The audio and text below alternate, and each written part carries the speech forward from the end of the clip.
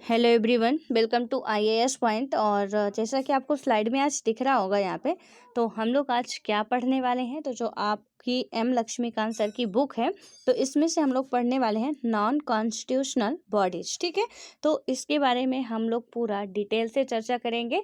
और अभी तक हमने क्या क्या पढ़ा है, थोड़ा एक बार मैं रिकॉल कर देती हूँ उसे। अभी हमने बात की है किस पे, जो हमारी कॉन्स्टिट्यूशनल बॉडी है। ठीक है, इसमें हमने बात की थी। अभी हम क्या पढ़ रहे हैं, नॉन कॉन्स्टिट्यूशनल। तो पहले क्या पढ़ रहे थे, इसे कॉन्स्टिट्यूशनल बॉडी। तो देखिए क्वेश्चन ना हमारे किस तरीके के आते हैं, कैसे आते हैं, वो चीज़ें मतलब एक आप पेपर दे रहे होंगे तो पूरा आपको पता होता है कि किस भी टॉपिक से कैसे क्वेश्चन पूछे जाते हैं। और पढ़ने का सही तरीका यही है कि जो हमारे सिलेबस में चीज़ें दी गई हैं सिर्फ हम उतना पढ़ें। किताबों में बहुत कुछ दिया होता है, ठीक है। तो सारे टॉपिक ऐसा नहीं कि हमारे लिए इम्पॉर्टेंट ही होते हैं, और क्वेश्चन कैसे पूछे जा रहे हैं, किस टॉपिक से ज़्यादा क्वेश्चन पूछे जा रहे हैं, हमें ध्यान उस पे देना है। जरूरी नहीं कि किसी पे भी मतलब किताब पे है, ये है सब चीज़ें हैं आप पढ़ लो। ज़रूरी है आपका नॉलेज बढ़ाना, पढ़ लीजिए, लेकिन आपको एग्ज़ाम निकालना है उसके लिए बेहतर है कि जो सिलेबस में है।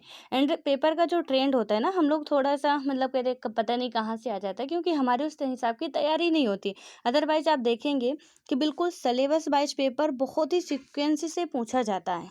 कोई भी एग्ज़ाम का पेपर होगा, तो चाहे आप यूपीएससी की दे रहे हो या स्टेट पीसीएस की या अदर लेवल के जितने भी एग्ज़ाम होते हैं, कहीं ना कहीं वो सिलेबस से रिलेटेड ही होते हैं। आउट ऑफ सिलेबस पेपर नहीं आता है, क्योंकि एग्जामिनर को भी पता है कि यदि हमने आउट ऑफ सिलेबस दिया तो बच्चे तो वैसे भी एक तो पढ़ के नहीं जाते हैं, और गलती से जो दो चार पढ़ के गए और हमने सिलेबस के बाहर दे दिया तो हंगामा कर देंगे। देखो एग्जाम्पल मैं बता रही हूँ, एमपीपीएससी का क्या हुआ इस बार का, सिलेबस चेंज हुआ। ठीक है, जो भी एमपी के स्टूडेंट होंगे, मैं स्टेट पीसीएस की बात कर रही हूँ। ठीक है, तो वहाँ पे जब एमपीपीएससी का सिलेबस चेंज हुआ, इस बार उसी चेंज पैटर्न में पीटी हुआ था जो 2020 का था। और इस पीटी में क्या हुआ कि वहाँ पे ना जो सी सेट होता है हमारे मतलब कि एमपी में जो एग्ज़ाम देते हैं, तो उनमें सी सेट में इंग्लिश नहीं आती है। ठीक है, सिलेबस में भी मेंशन नहीं थी इंग्लिश, लेकिन एग्जामिनर ने 10-15 क्वेश्चन इंग्लिश से पूछ लिए और इसी पे स्टूडेंट हंगामा कर दिया, क्योंकि वो आउट ऑफ सिलेबस था। तो जब आपको हमें सबको पता है कि यदि आउट ऑफ सिलेबस आ रहा है तो वो कट हो जाएगा, या कि उस पर कोई ना कोई सोल्यूशन हो जाएगा, तो फिर हम आउट ऑफ सिलेबस पढ़ें भी क्यों। क्योंकि जो चीज़ें हमें आनी नहीं है, आ भी रही है, तो उससे हमें कोई मतलब नहीं है, इसलिए हमें वो चीज़ें पढ़ने का कोई फ़ायदा नहीं है। ठीक है, जितना सिलेबस में है कम से कम उतना हमें एटलीस्ट कंप्लीट कर लें, उसके बाद कुछ भी पूछा जाता है तो हमारे पास तो राइट है ना कि भैया दिया तो आपने इतना था, पूछा तो आपने इतना है, तो उससे पूरा आपका सोल्यूशन भी निकल आएगा बाकायदा। ठीक है, तो उसके लिए आपको बिल्कुल परेशान नहीं होना। बस हाँ, लेकिन ये है कि जितना दिया है उतना तो कम से कम तैयार करना ही होगा। अब उसमें से कहें कि ऐसा नहीं ऐसा नहीं, तो फिर वो हमारी गलती होती, एग्जामिनर की नहीं होती, राइट। तो ये तो हुई कि हमें किस तरीके से थोड़ा सा अपनी स्ट्रेटजी बनाना है। अब हम बात करते हैं कि अभी तक हमने पढ़ा क्या, तो कॉन्स्टिट्यूशनवादी। और ये मैं क्यों बताई, क्योंकि ये आपके सिलेबस में, चाहे आप मोस्टली जो एमपीपीएससी वाले हैं या कोई भी स्टेट पीसीएस का एग्ज़ाम दे रहे हैं, मैं एमपीपीएससी को क्यों बता रही हूँ क्योंकि उसमें ना 15 है आयोग, यूनिट जो 10 है आपकी, यूनिट 10 में कम से कम नहीं तो 15 तक आयोग दे दिए हैं, जिसमें से कॉन्स्टिट्यूशनल भी हैं और गैर यानी कि नॉन कॉन्स्टिट्यूशनल भी आपके बॉडीज हैं। तो ये आपको बिल्कुल याद रखना है, और इनसे क्वेश्चन पूछे जाते हैं और पूछे जाएंगे, क्योंकि पहले थोड़ा सा चेंज था। और अदर पीसीएस में, चाहे यूपी पीसीएस का हो, बिहार का हो, तो इनमें भी क्वेश्चन इनसे अच्छे खासे बन जाते हैं। आप अदर लेवल की तैयारी कर रहे हैं, वहाँ पे भी कहीं ना कहीं ये आपके लिए ज़रूरी होता है, और इसलिए ये पढ़ना आपके लिए बहुत ज़रूरी है। और फिर मैं एक बार बोलूँगी कि सबसे ज़्यादा एमपीपीएससी वालों के लिए तो बहुत ही ज़रूरी है, जो आपके एमपीपीसीएस की तैयारी कर रहे हैं, राइट। तो अब बात करते हैं कि यहाँ पे देखो, मैं एक बार फटाफट ना नाम बोल देती हूँ कि एमपीपीसीएस के सिलेबस में कौन कौन से नाम आपके मेंशन है। और यूपीएससी में तो ऑलरेडी मेंशन ही है, वो तो समुंदर है। ठीक है, उसमें तो ये सारी चीज़ें मेंशन है। तो जैसे देखो, इसमें से जो आयोग मेंशन है, जैसे कि अभी तक हमने पढ़ भी लिया है, जो हो गया आपका भारत का निर्वाचन आयोग, राइट। ये निर्वाचन आयोग कैसा है, आपका संवैधानिक आयोग है, संवैधानिक है यानी कि कॉन्स्टिट्यूशनल बॉडी है। ठीक है, उसके बाद राज्य निर्वाचन आयोग, ये भी आपका संवैधानिक है। संघ लोक सेवा आयोग, फिर आता है मध्य प्रदेश लोक सेवा आयोग, या तो मतलब स्टेट का है, तो हर एक स्टेट में अपना जो पीसीएस होता है, ठीक है। ये पीएससी जो होता है वो स्टेट पब्लिक सर्विस कमीशन होता है, राइट। और यूपीएससी तो यूनियन वाला है आपका, यानी कि होल इंडिया का होता है।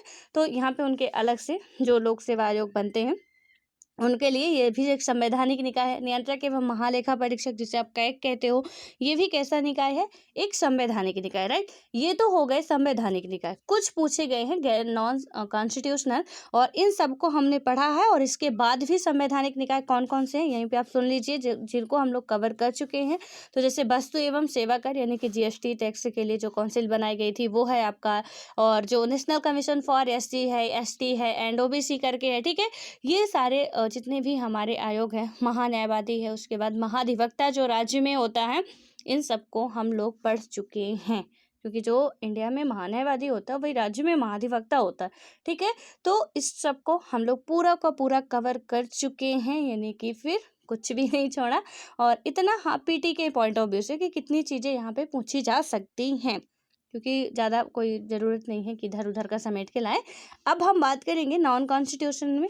इसमें देखेंगे कि हमें क्या क्या चीज़ें कवर करनी है, ठीक है। मैं बात करूं, पहले आपको बता दूं कि एमपीपीएससी के सिलेबस में क्या क्या है। तो उसमें आपको मिलेगा सबसे पहले जो नीति आयोग है, उसके बाद मानवाधिकार आयोग, महिला आयोग, बाल संरक्षण आयोग मिलेगा। अनुसूचित जाति, ये तो हमारा जो जनजाति के लिए है, ये कॉन्स्टिट्यूशनल है, इसको हम लोग कवर कर चुके हैं। पिछड़ा वर्ग के लिए भी कवर कर चुके हैं। उसके बाद मिलेगा आपको सूचना आयोग मिलेगा, सतर्कता आयोग मिलेगा, राष्ट्रीय हरित अधिकरण मिलेगा, खाद्य संरक्षण आयोग मिलेगा। ये सारे क्वेश्चन आपसे बनते हैं, राइट। तो इनसे मतलब इन टॉपिकों से क्वेश्चन पूछे जाएंगे। तो इन टॉपिकों को हम लोग यहाँ पे कवर अप करने वाले हैं। सो दैट आप वीडियो को एंड तक देखिएगा, और सिर्फ देखना नहीं है, चुपचाप अपना रफ और पेन निकाल के लिखते जाना है, ठीक है। जितना भी बातें मैं बताती जाऊँ आपको क्या करते जाना, लिखते जाना। लेकिन आज हम सिर्फ इतना बताने वाले यहाँ पे कि ये कितने कितने हैं, क्योंकि एक एक नंबर का तो ये क्वेश्चन बनने ही वाला है। मान लीजिए पूछ लिया गया नीति आयोग एक संवैधानिक आयोग है, मतलब कि नीति आयोग कैसा आयोग है, ठीक है। उसमें दे दिया गया संवैधानिक आयोग है, सांविधिक आयोग है, कानूनी आयोग है, या किसी भी तरीके का दे दिया है। आपको उसमें से चूज करना है या गैर संवैधानिक है किस तरीके का, तो आपको पता होना चाहिए, ठीक है। तो यहीं पे आप एक पूरी अपनी बना लीजिए टॉपिक। आप हेडिंग क्या डालेंगे, नॉन कॉन्स्टिट्यूशनल बॉडीज, ठीक है। और यहाँ पे मैं हिंदी में भी बोलूँगी, तो जिनको भी दिक्कत हो हिंदी में लिखते जाइएगा। और यहाँ पे क्या होगा, गैर संवैधानिक आयोग, क्या होगा आपका, गैर संवैधानिक आयोग, ठीक है। उसके बाद हम आगे आएंगे, इसमें क्या बताया गया है, पहला जो है वो है नीति आयोग। उसके बाद हमारा दूसरा आता है राष्ट्रीय मानवाधिकार आयोग, यानी कि नेशनल ह्यूमन राइट्स कमीशन। देखो बेटर होगा कि हिंदी इंग्लिश दोनों लिखते जाएं। मैं यही सजेस्ट करूंगी कि आप हिंदी भी लिखें और इंग्लिश भी लिखें, क्योंकि हर जगह आपको ये बताना शोभा नहीं देता। अब एडल्ट हो चुके हैं, बड़े हो चुके हैं, पीजी कंप्लीट कर चुके, यूजी कंप्लीट कर चुके, तो ये बताना जरूरी नहीं कि हमसे इंग्लिश नहीं आती, थोड़ा बहुत तो आनी चाहिए, और इसलिए इसको लिखते जाइएगा, ठीक है। तो यहाँ पे क्या होगा, नीति आयोग हमने देखा।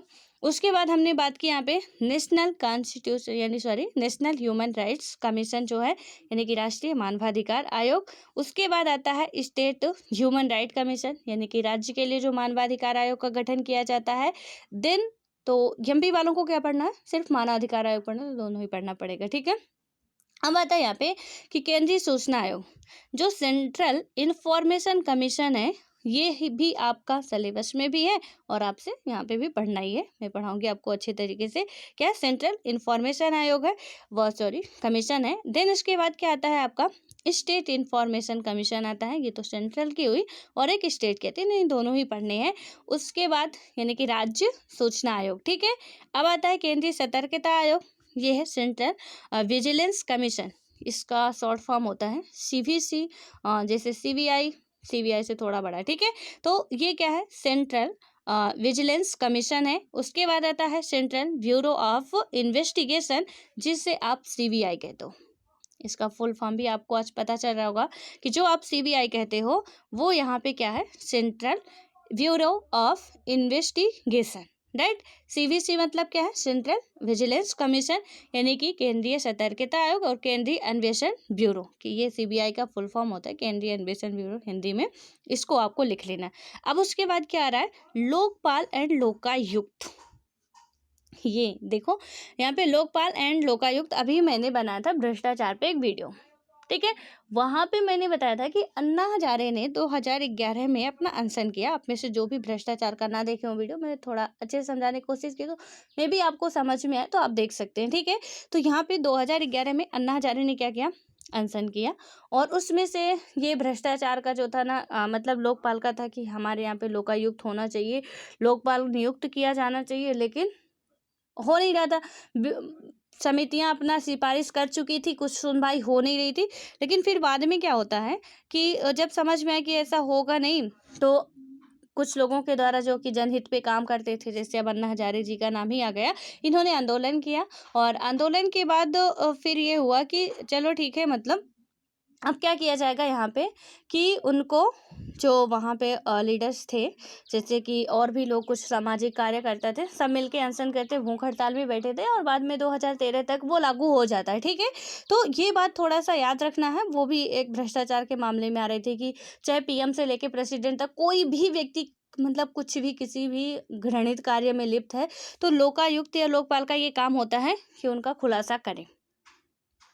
ये सब पे हावी होने वाला एक पद था, और जिसे हमारे संविधान या संसद द्वारा लागू नहीं किया जा रहा था, ठीक है। तो इस पे फिर सुप्रीम कोर्ट का जजमेंट वगैरह आया। तो आप भ्रष्टाचार वाला देखेंगे तो आपको सारी चीज़ें क्लियर हो जाएंगी। खैर, यहाँ पे बस याद रखिए कि जो लोकपाल और लोकायुक्त है, इसके बारे में भी ये क्वेश्चन बनते हैं, ठीक है। ये यूपीएससी के लिए मोस्ट इंपॉर्टेंट है। तो यहाँ पे क्या है, लोकपाल एवं लोकायुक्त। अब आता है आगे नेशनल इन्वेस्टिगेशन एजेंसी, जो हमारी है राष्ट्रीय अन्वेषण अधिकरण है, इसके बारे में। और इसके बाद आएगा आपका नेशनल डिजास्टर मैनेजमेंट अथॉरिटी, यानी कि राष्ट्रीय आपदा प्रबंधन प्राधिकरण, ठीक है। तो हमारे एमपी के सिलेबस में क्या है, राष्ट्रीय हरित अधिकरण है, और यहाँ पे है राष्ट्रीय आपदा प्रबंधन प्राधिकरण है। ये सारी चीज़ें हम लोग कवर करने वाले हैं। तो मे भी आपको ये समझ में आया होगा कि इतने जो मैं लिखवाई हूँ ये टॉपिक, वो आपके क्या हैं, वो आपके हैं एक गैर संवैधानिक आयोग, ठीक है। क्या है, गैर संवैधानिक आयोग है हमारे, इसको ध्यान रखिएगा। तो अब जब भी कोई क्वेश्चन पूछेगा आपसे कि भाई गैर संवैधानिक निकाय क्या है, या तो कहा जा रहा है कि भाई सूचना आयोग, या जो हमारा है कि सेंट्रल इंफॉर्मेशन कमीशन, तो आप कंफ्यूज नहीं होगे, बिल्कुल बताएंगे कि नॉन कॉन्स्टिट्यूशनल बॉडी है। उसके बाद यदि हम बात करते हैं सीबीसी की, सीबीआई की, ये नीति आयोग है, सब क्या है, एक जो नीति आयोग है आप थिंक टैंक के रूप में काम करता है। पहले जो क्या था, जो हमारा पहले योजना आयोग था, उसी का जो ये न्यू वर्जन आ गया है, ठीक है। क्योंकि जैसे आप देखते हो कि मोबाइल का, हर चीज़ का न्यू वर्जन अपडेट होता रहता है, तो उसी तरीके से पहले हमारे यहाँ पे क्या था, योजना आयोग था, प्लानिंग कमीशन थी। उसके बाद अब क्या आ गया, नीति आयोग आ गया। अब नीति आयोग में क्या क्या है वो चीज़ें देखनी है, लेकिन हाँ, क्वेश्चन तो योजना आयोग से भी बनते हैं। तो जब हम नीति आयोग पढ़ेंगे तो योजना आयोग तो पढ़ना ही पड़ेगा। ओल्ड इज गोल्ड, पुराना है तो इसको मतलब छोड़ नहीं दिया जाएगा। नीति आयोग से क्वेश्चन बनेंगे, बट ऐसा नहीं है आप ये समझो कि योजना आयोग से क्वेश्चन ना बने, तो बनेंगे, भले ही सिलेबस से हटा दिया गया, क्योंकि इससे लिंक है ये। तो बहुत सारी चीज़ें हम लोग कवर करेंगे। बस आज के लिए आपका इतना ही है, और आपको ये रट्टा मार लेना कि कौन कौन से संवैधानिक आयोग है, कौन कौन से गैर संवैधानिक आयोग है। मैंने ऐसे ही उसको भी पहले पूरा एक उसमें पढ़ा था कि चलो इतने इतने आप लिख लो, फिर उसके बाद इसको हम एक एक करके, जितने भी आयोग हैं एक एक करके एक्सप्लेन करेंगे कि नीति आयोग में क्या है, आपका सीबीआई में क्या है, ह्यूमन राइट्स कमीशन में क्या क्या चीज़ें कही गई हैं, इनके कार्य क्या होते हैं, इनके मतलब कार्यकाल कितना होता है, इनका टाइम पीरियड कितना होता है, कब से ये लागू हुआ, वो जो छोटे मोटे क्वेश्चन बनते हैं बन सकेंगे।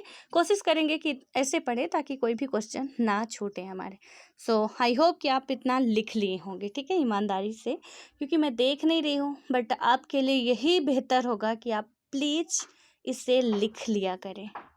इसे बस आप सुन के ऐसे ही नहीं कि मतलब चलो यार कहानी तो सुना रही है, सुन लेते हैं, काम खत्म।